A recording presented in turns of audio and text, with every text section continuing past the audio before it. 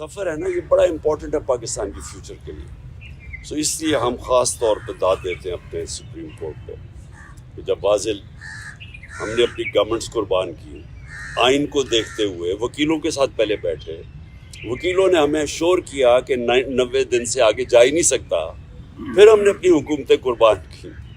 تو اس لیے تو نہیں قربان کی تھی کہ یہ سارے اپنے یہ محسن نقوی جیسے لوگوں کو اوپر بٹھا کے اور سارے ہمارے مخالف اور بیوروکریٹس اور پولیس والوں کو اوپر ہمارے بٹھا کے اور ہمارے اوپر انتقامی کارروائی شروع کر دیں, اور یہ یہاں بھی اور پختونخوا میں بھی. ہم نے تو اس لیے کیا تھا کہ ہم نے کہا کیئر ٹیکر آئے گا اور اس کے بعد 90 دن میں الیکشن ہوگی, تو یہ اس سے پیچھے ہٹ رہے تھے. اور یہ بھی کہ اتنا آگے نکل گیا ہے, یہ بھی صاف آئین کی خلاف ورزی ہے ابھی بھی, کیونکہ یہ ظاہر ہے یہ وہ جو 90 دن کے بیچ میں نہیں ہو سکتا کیونکہ انہوں نے اتنا ڈیلے کر دیا. تو اپنی عدلیہ کو پہلے تو میں خراج تحسین پیش کرتا ہوں, اور یہ اپنے ملک کے لیے بھی یہ بڑی خوشائن چیز ہے. دوسرے جو ماشاء اللہ ہماری سب سے بڑی پارٹی ہے پاکستان میں اپنی جوڈیشری کو یہ آج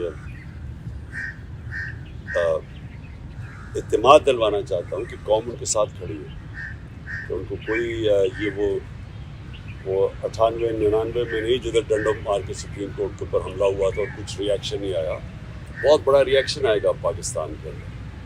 تو یہ ہم نے بھی سارا وائرل ہوا یہ جو کلپ ہے, اور میں صرف اپنے ججز کو یہ شیورٹی دینا چاہتا ہوں کہ ہم سب کھڑے ہیں. دوسری چیز کی میں نے بات کرنی تھی وہ یہ, آج بابر اعوان نے ایک پریس کانفرنس کیا.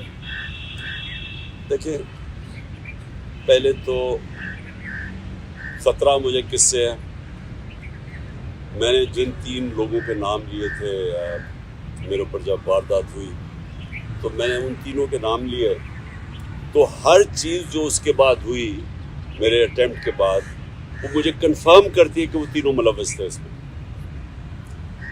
پہلے تو کور اپ کرنے کی کوشش کی, وہ نوید سے پہلی سٹیٹمنٹ, پھر شام کو دوسری سٹیٹمنٹ آ گئی. دوسری سٹیٹمنٹ جب وہ کر رہا تھا تو JIT کے اندر رپورٹ ہے کہ وہاں 5 نامعلوم افراد بیٹھے ہوئے تھے کاؤنٹر ٹیررزم کی. جب اس کو پہلے تو نوید کو یہ DPO گجرات نے اس کی سٹیٹمنٹ کر کے وائرل کر دی, وہ بھیج دیا. سب سے پہلے جو ہمارے مخالف اینکرز تھے ان کے پاس پہنچ گئی. اس کے بعد اس کو اٹھا کے لے کے گئے کاؤنٹر ٹیررزم ڈپارٹمنٹ میں.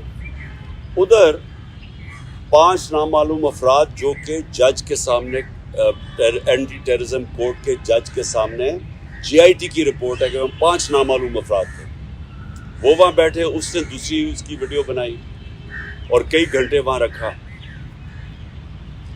اور پھر جب JIT نے ان دونوں کو وہ جو SSP تھا CTT کا اس کو جب بلایا, اور یہ جو DPO گجرات کو بلایا, انہوں نے ریفیوز کر دیا آنے کو. پنجاب کی CTT تھی, تو کون طاقتور تھا جو ان کے پیچھے کھڑا تھا کہ انہوں نے ہماری گورنمنٹ ہوتے ہوئے منع کر دیا. پھر اس کے بعد جو JIT کو سیبوٹاج کرنے کی کوشش کی, 4 لوگوں نے اپنے بیان بدلے JIT کے لوگوں نے. ان کے بعد اس کے اوپر پروسیکیوٹر جنرل نے ان کے اوپر تفتیش کی, اس نے کہا کہ ان کے اوپر ایکشن لینا چاہیے, انہوں نے سیبوٹاج کرنے کی کوشش کی ہے. اب اس کیئر ٹیکر گورنمنٹ جس کا یہ مینڈیٹ ہی نہیں, آتے ساتھ ہی پہلے JIT کو چینج روکا, اس کے بعد ان 4 لوگوں کو جن کے اوپر ایکشن کہا تھا ان کو واپس JIT پہ بٹھا کے, اور جو لوگ جو 2 کام کر رہے تھے ان کو انہوں نے OST کر دیا. تو یہ جو کور اپ ہے یہ صرف وہ کر سکتا ہے جس کے پاس طاقت ہے, اور طاقت کس کے پاس ہے؟ ڈرٹی ہیری کے پاس طاقت ہے, رانا ثناء اللہ کے پاس طاقت ہے, اور شہباز شریف. یہ جو تینوں میں نے نامنیٹ کیے, اس کے علاوہ یہ نہیں ہو سکتے, اس کے علاوہ یہ سیبوٹاج نہیں کر سکتے JIT. اب بات یہ ہے کہ یہ 3 ان کو سب سے زیادہ خوف کیا کہ عمران خان اقتدار میں نہ آ جائے, یہ تینوں کو خوف ہے. اور یہ 3 پاور میں بھی بیٹھے ہوئے ہیں, اور مجھے سب سے زیادہ خطرہ ان سے. تو میں نے پہلے بھی ٹی وی پہ کہہ بیٹھا ہوں کہ یہ ایک اب دوسرا پلان بنا ہوا ہے مجھے قتل کرنے کا. اور میں نے یہ پبلک بھی کہا, جب یہاں لاہور ہائی کورٹ تھا تو میں نے تب بھی جب جج ख्वाजा तारिक रहीम ने जज को बताया कि इनके ऊपर प्लान बना हुआ है, यहाँ कोई सिक्योर एनवायरनमेंट नहीं है, इसको ना पेश करें वहाँ। तो जज ने श्योरिटी दी, जब मैं यहाँ इंतज़ार कर रहा था, जब मैं गया, उसने श्योरिटी दी कि पुलिस इनकी हिफाजत करेगी। वहाँ पहुँचा, वहाँ पुलिस ही भाग गई सारी, कोई किसी किस्म की प्रोटेक्शन नहीं थी, बिल्कुल एक एक्सपोज था कि कोई भी कुछ वारदात कर सकता था।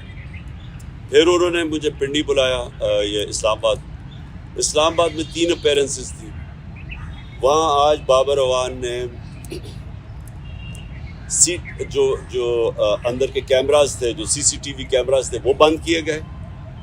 जो वहाँ सिक्योरिटी के लोग थे वो वहाँ से गायब थे, कोई सिक्योरिटी नहीं थी, CCTV कैमरास बंद किए गए और बिल्कुल किसी प्रोटेक्शन के बगैर मैं तीनों अदालतों के अंदर एक्सपोज था। अब सवाल ये है कि ये किसके इंटरेस्ट में है कि मुझे कौन आप प्रोटेक्ट करेगा। जिन्होंने प्रोटेक्ट करना उनसे ही ख़तरा है।